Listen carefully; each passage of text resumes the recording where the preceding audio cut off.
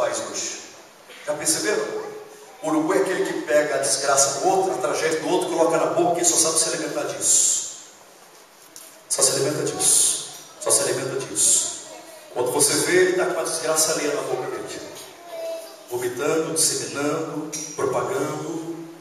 De epidemia, ele se transforma num alvo contagiador de pandemia. Ele consegue pulverizar-se. A outra metáfora mais forte, agora até engraçada, essa é mais moderna.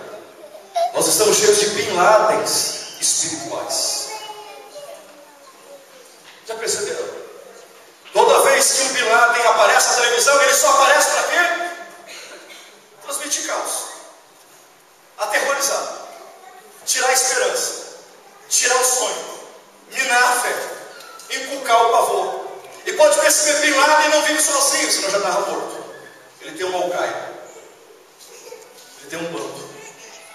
Tem que alguém tomar Coca-Cola junto com ele, comer pizza junto, tem que tomar café junto. Tem que falar, o que nós vamos destruir agora?